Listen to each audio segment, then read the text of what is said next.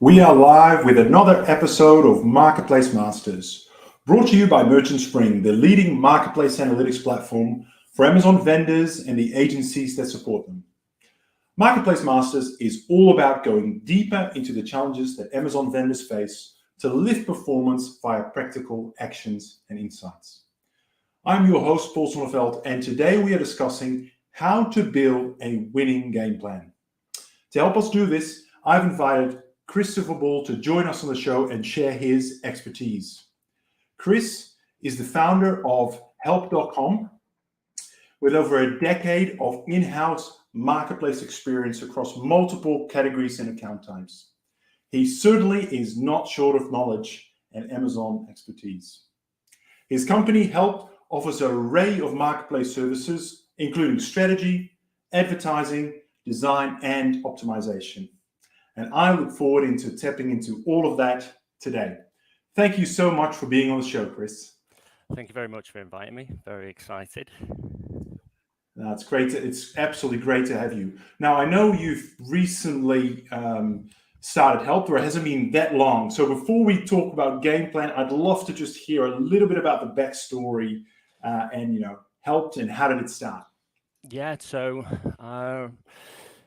as you mentioned, it's not been going for too long. I was working previously in-house for about 10 years and 2 years at an agency. So let me just share this with you, actually. It'll make it a little bit easier to go through. Here we go. Perfect. So what I tended to find each time I was either dealing with clients or being in-house is that we were always looking for like extra help to come in.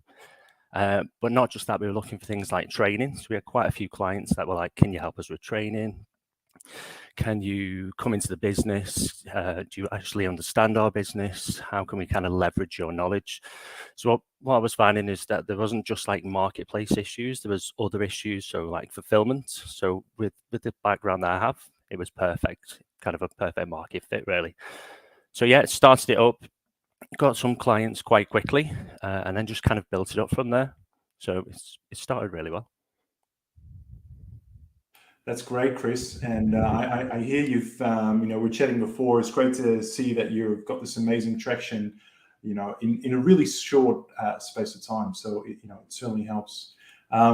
Today, we're talking about game plan, and it sounds a little bit like, game plan, who needs a game plan?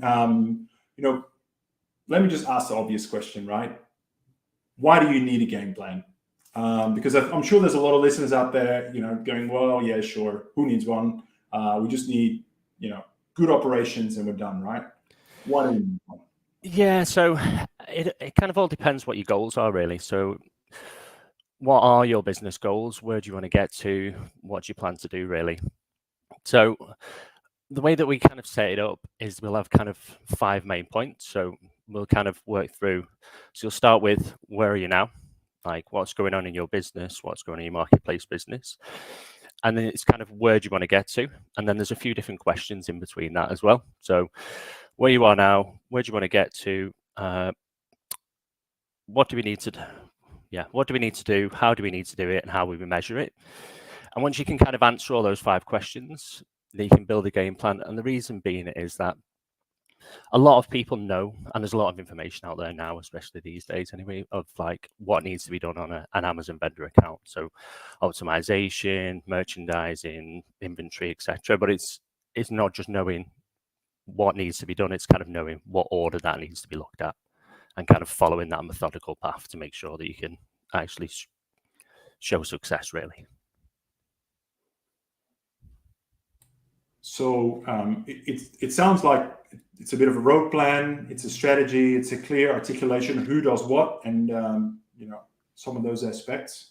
I'm going to dive a little bit deeper into that in a sec, but I'd love to just understand. How do you start? I mean, sounds great, but practically, what's a good way into this? Yeah, so usually the best way to start is to actually audit your account. Is to go through. So basically look through every different part of your account. So the bottom bullet point there is kind of where we tend to start. So this is just like an acronym really that we set up within the agency, and it just stands for marketing, merchandising, metrics, inventory, shipping, automation, international, and miscellaneous, which is kind of like outside traffic into Amazon. Essentially, what you want to do is you want to audit through your account. So looking at all the different factors, so making sure like what's your inventory health like, how much you spend on advertising, what's that returning, what's your TAC cost, what's your ACOS, or are you doing it based on selling price to Amazon? It's just making sure that essentially you know exactly what's going on in that account. So essentially that's the easiest place to start, is once you audit it, then you can actually answer the first question of where you are now. Just a quick example is that we recently signed a client and they were only ever measuring their actual sales into Amazon and they weren't measuring the sales out. But actually when we started measuring the sales out, it turned out that the English account wasn't even their biggest account. It was actually Germany. So going through those type of things and being methodical and just actually checking like everything on the account and actually measuring it will give you a good starting point. I think it's one of those things that I think as humans we're terrible at, right? To actually take stock, to look back and say, where are we? What are the learnings? What did we learn about the current status? It's very hard to build on something that you don't really know what's there at the moment. So, although I must say that acronym that you've got there, I'm going to have to watch this back myself to remember what that stood for. It's there's a lot of thought that's gone into that one. Yeah, so pretty much everything that you do within a vendor account will kind of fall within one of those categories. And it's just a really good starting point to kind of break down. And then what we do after we've broken down and we've actually audited the accounts, in which you should be doing yourself, is actually building an impact scoring. So depending what you want the impact to be, is your impact main goal going to be profitability or is it going to be growth? So we kind of look at three things within that. So we'd literally have a spreadsheet and we'd mark it down and we'd give it a scoring factor. So we'd look at impact, we'd look at time, and we'd look at cost. So anything that has a large impact, takes a small amount of time, and has no cost or minimal cost, then that would be really high up on the list of the next things to do. But if something had little impact, it took a lot of time and was a high cost, it'd be near the bottom. So it's kind of going through that methodical approach to say, like, this is what we should be doing first. Essentially, it's like a fancy way of doing the low-hanging fruit, essentially, but it just kind of breaks it down so you can kind of see exactly what needs to be done. And pretty much everything that you do within there is going to boil down to like these three main things. One is inventory, getting clicks, getting conversions. They're the three basic overviews, so pretty much everything within there. Yeah, and maybe I'm jumping the gun on you a little bit. But how do you take some of that and how do you sort of phase that out? So you've spoken about the quick wins. How do you work out, what's first 6 months, next 12 months, sort of 18 months plus? How do you give shape to that? Yeah, so it is really account specific, to be honest. So, for example, we've got a apparel client on vendor, and they might have let's just go on to here. They might have like 144 listings, children listings on one parent. So it can take a lot more time. So it's kind of, there's other people that we work with and they might only have like 10 parent ASINs in total. So it all depends on there, but it is kind of building a project. What we tend to do in-house is that we'll build out a Gantt chart and we'll make sure that all the linking parts kind of link correctly together. So for example, we know that we can only do advertising once the optimization is being done, and we can only set up. That's basically just putting everything in the correct order. So we'll be looking at like doing the images once the copy's being done, and it's kind of essentially building a roadmap. And the biggest thing that we tend to see as well, especially with going to businesses, is that they tend to lose focus. So it'll be like, the managing directors really wants to get this product going and it's possibly one of the worst selling products. And it's like, well, the impact of actually making all those changes to them listings might take, I don't know, hypothetical 2 weeks, for example. Whereas if we put them 2 weeks into one of the listings that's always doing great or one of the products that's already doing amazing, then what's the impact of that going to be? And that's kind of what it is just don't lose focus on it. So one thing I didn't kind of mention at the beginning as well is that we do, when we go into like pretty much every single client that we have, we do secondments. So what we do is at least once or twice a month, sometimes more often in the beginning, we'll actually go into the business and kind of go through all this with them. And it's easier once you're kind of in front of them and you're explaining, like, we can't lose focus on this. These are the products we're focusing on. If we get a lose focus on these, then there's not going to be as big as impact on the account, which is what they kind of want. That's kind of why they bring us in, really. So what I'm kind of hearing you say is, there's a really clear discipline around prioritization, Exactly. focus on where it really matters.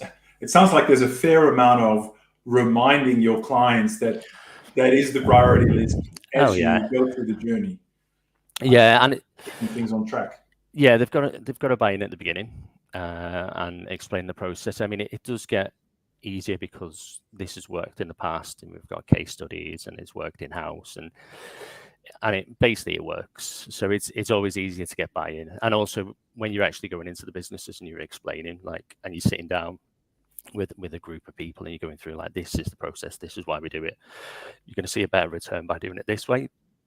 Then you just throw in products saying, we want this one changed, we want this one changed, we want this one changed. So yeah, you've just got to, it's all about focus, which is hard in some businesses. Yeah.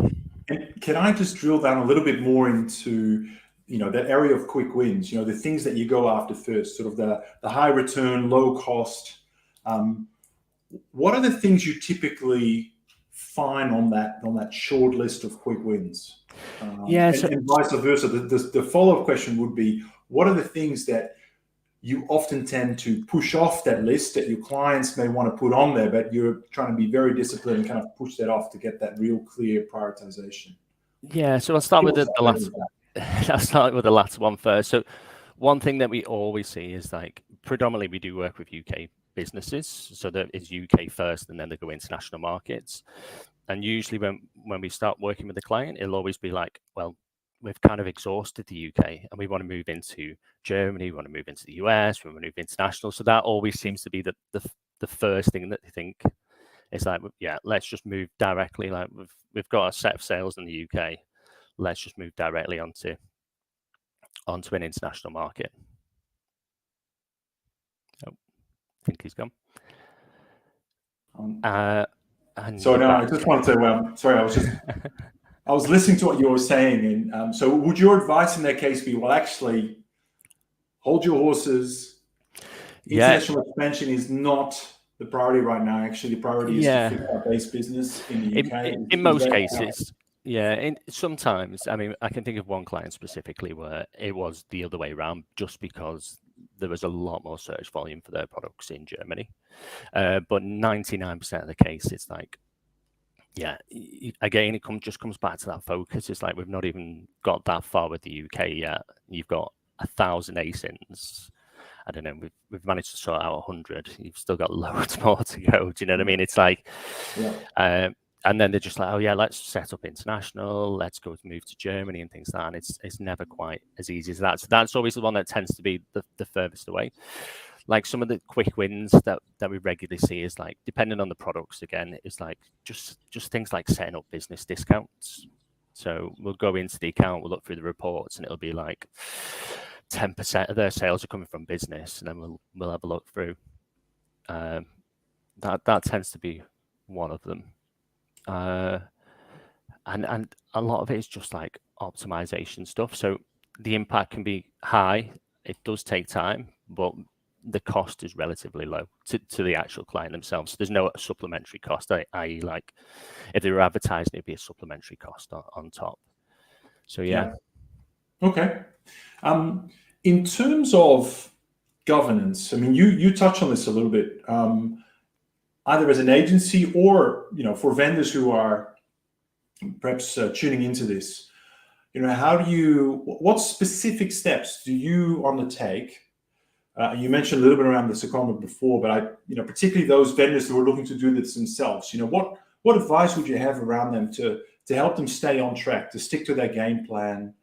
Other procedures, governance, processes you'd steer them towards? Yeah, so essentially what you want to do is you do want to measure everything. So, like, just as a few examples. So we have something called a product update tracker. So as we're going through, we are tracking all the updates that we're making to the account, updates we're making to the listings, just basically tracking everything. And then what we can do is we can historically go back then and actually see, was there an impact? So for example, we've made a change to the copy of a listing, or we've done a different variation of A+ content, and it's just tracking those changes. It's tracking the changes, looking to see if there's been any change on the conversion rate. We can also look, so sometimes what we see is that if it's a seasonal product, you can make changes to the product, but because it's seasonal, it might be a peak or a trough anyway. So what we'd be using is things like the best-selling rank to see how it actually flows within the category. And then we'd also be looking to track keywords, so using like third-party tools to track keyword changes over time and how they go up within the SERPs. Yeah, that really makes sense, Chris. So more broadly, we're starting to talk about how do you know if your game plan is successful, right? And you measure kind of tracking things and the like. But what advice do you have for vendors? What are the metrics that you'd expect them to track consistently, regularly, I guess at the account level and beyond that? Yeah, so probably some of the biggest ones are, which I've kind of already touched on really, is one is going to be like the conversion rate of your product, your sales into Amazon, your sales out from Amazon directly to the consumer. You'd be also looking at like attributed advertising costs. So it depends how you want to work it out. So, I mean, it doesn't quite work the same for seller and vendor, but you'd be looking at some kind of ACOS or PCOGs, TACOS. It depends how you want to work it out, but definitely you want to be tracking how your advertising is measuring. They're probably the main ones within site, and also your inventory health, unfortunately, which has just changed in the last few days, which is a pain. But usually I'd be kind of tracking to see how much stock Amazon's holding of our products, and kind of seeing how that fluctuates over time and historically going back. Also looking at things like return rates, just pretty much measure whatever information you can get out of Amazon. Basically take a note on a certain day every month, put it into a separate spreadsheet, and then you can just track it over time. And then again, third-party tools, you'd be looking to essentially like track keywords and using Keeper data, for example, or Helium 10 data to see how you change over time within the VSR. Yeah, makes sense. Now, this all, if I'm playing devil's advocate, I'd say, Chris, this all sounds pretty simple, pretty straightforward. I know with Amazon, it never is. It never is. Why is it not as simple as it sounds? We must be missing something here. Yeah, so it is and it isn't, to be honest. I kind of going back to my very first point is like, you kind of need, there's a lot of moving parts. There's a lot of things going on. And you need a lot of like aces in places. What we like to say anyway is making sure you've got the right people doing the right things. So sometimes when we go into businesses, there'll be someone who never really touched Amazon before, like managing the Amazon account or managing the Amazon vendor account. So they don't really have too much of a clue of exactly what's going on. Never mind like all this extra planning or extra pages. Probably one of the best advice that I can actually give to any brands is to just go into the account and literally open every single page on vendor and just go through anything that you're unsure of, hit it into Google, find out exactly what it means, and that will help with your auditing process as well. The more you know, and the more you know where you can pull information from, then the better it can be, really. And then if you are really stuck, then obviously there's software like yours and agencies like ours to give help where needed. That makes sense. I like that advice. I mean, I think that's I remember we don't, we're no longer in the agency business, but certainly a couple of years ago when we were starting out, there was a lot of Googling going on, and actually there's a lot of information there. Unfortunately, not as much when it comes to the vendor side, but I guess that's part of what you and I are trying to do here today, to try and create some more content and more awareness of how to do that. there's certainly, what I've found, there's lots of people willing to help, which is really fantastic. So I guess in closing, really just, keen to understand, what other tips and tricks do you have, for those that are motivated, hopefully as a result of today's session, to actually, okay, let's set some time aside, let's build a game plan. What are some of the other things you may want to just challenge them on in terms of tips, tricks, pitfalls to avoid? Yeah. So again, it kind of comes down to, I know I've gone on about this a bit too much already, but yeah, it's kind of like tracking what you're doing. So within any business, obviously you have people who start and people who leave. So if you do, like, for example, you might learn something and then that person may leave further down the line, or they might go to a different part of the business. So a really good thing really is to start building SOPs, even if they are just like loosely covers. They don't have to be followed exactly to the letter of the law of there, but at least it gives people some guidance of like, this is what happens when a purchase order comes in. This is what happens when we need to make a change to the listing. Them kind of things. So you can do it kind of with written documents. So you can build SOPs. And another thing that I've recently found when I started the agency was that there's programs like Tango, and it just gives you, each time you click on a certain part on the page, it just kind of records it and turns it into a full document for it, which is absolutely amazing. So that's kind of one of the things we use here. Things like Loom, just to record little, you don't even have to put your face on it or anything. You can literally just record the screen and talk. And again, Gantt charts. So we absolutely love Gantt charts here. So for roadmaps, for planning, just anything to do with projects. So it's basically just kind of getting organized, really. Is there a favorite piece of software you like to use when it comes to project management, or you're more of a sort of a Google Sheets, Excel person? So we are Google based, but yeah, we use, for everything within the agency, we use Trello. Yeah, very good. Big Trello fan. Makes absolute sense. We've used it for many, many years, amongst other tools, I must say. I mean, there's so many good ones. Like each time I get sent so many messages, and like, this looks pretty cool. I'm not sure if I'd use it, but it looks really cool. Awesome. Very good. Well, Chris, we are almost out of time. It's been great to talk about this. Actually, it's one of these things that we don't stand still and talk about. We're always into action. What listings to optimize, what campaigns to optimize. All that sort of, important too, but makes much less sense without the context of a game plan to know where you're going and what are the metrics you're looking for to really hit to ensure that it's successful. So thank you for coming on the show today, and thank you for demystifying this topic of a game plan.